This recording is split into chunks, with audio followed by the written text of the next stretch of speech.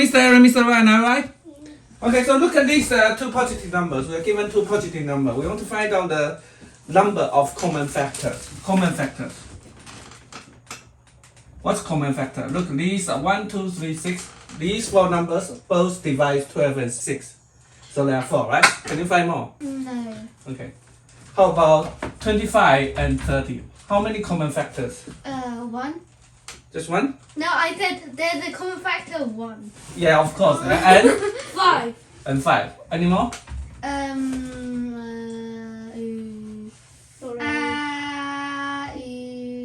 really. No, yeah, no, just 2. Okay, so given two numbers, A and B, positive numbers, we want to find out the number of common factors for A and B. The common factor is the number that divides both positive integers.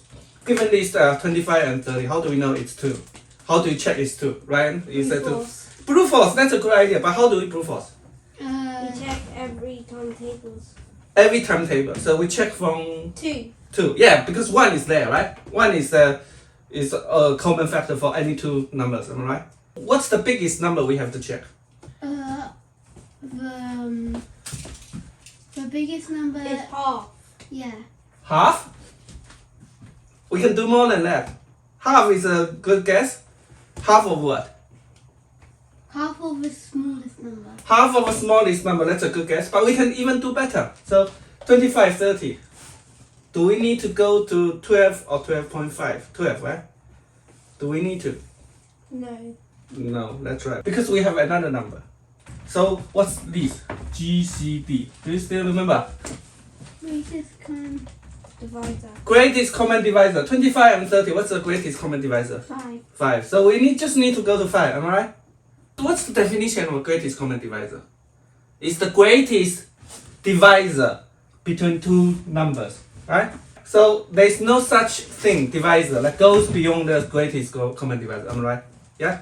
Another example. 14 and 21. 7. Yeah, and then how many factors, common factors? 2. 2, yes, 2. Okay, and any more, okay? Another 7. example, yes. 4 and 6. 2. Which is 1, 2, right? Okay, I need to come up with an example with more than 2, okay? Let's say 120 and 64. no. 16 and 120 and 64. and 24, okay? 1024 and 4096. Okay. 1, 1, 2, 2, 8192. 4, yes? Eight. What's next? 8, yes? Any more? Yeah. No, that's it. Right. Okay, so 16 and 24, what's the greatest common divisor? 8. 8. We just have to check from 2, right? 2, 3, 4, 5, 6, 7, 8. These numbers, if they can divide both numbers, then we increment the answer, am I right? Yeah? So greatest common divisor, GCD, the Python provides this function, but do you still remember how we're doing this greatest common divisor? For example, 25 and 30. How do we know it's 5? We use this, right?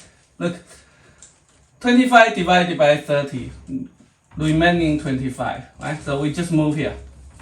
Okay? So that's 30 and 25. 30 and 25 divided by 25, remaining 5. Right? Move here. That's 25, 5. 25 divided by 5, remaining 0. When remain 0, this is the common divisor. Okay? Let's try another example. 14 and 21. Right? 14 divided by 21, remaining 14. Right? We move this, we shift here. 21, 14. So basically, when A is smaller than B, we just swap it around.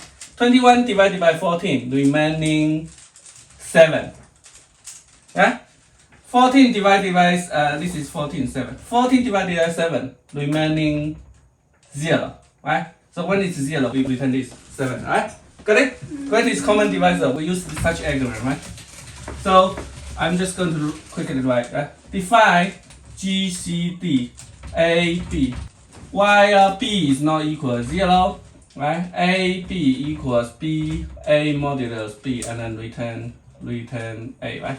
It's simple as that. This is a simple implementation of greatest common divisor. And we can use the recursion as well. So if B, then return GCD B, A modulus B, otherwise return A, right?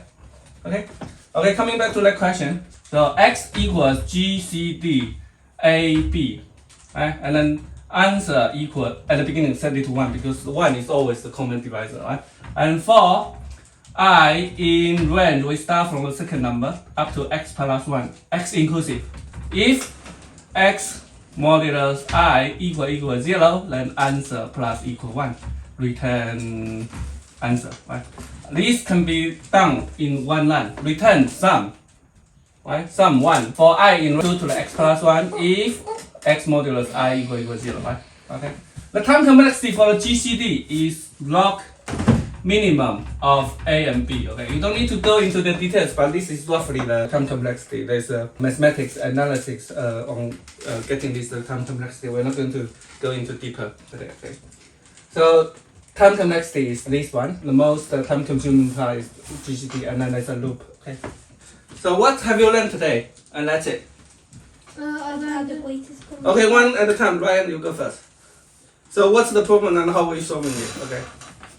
We are using the greatest common divisor, and you have two numbers, and you want to try to find what are the numbers that break with the number of common factors, right?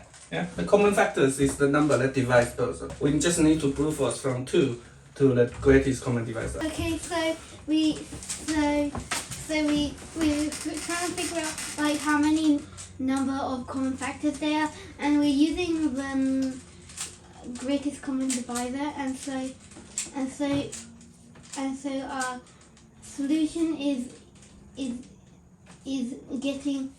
dividing both of them and getting the remainder, and then shifting both of them, and then repeating and repeating until you get the remainder of 0. And the divisor you divide to get the remainder of 0 is the greatest common divisor. We're done. Good job. Okay, that's it for today. Bye bye. Bye bye. Bye bye.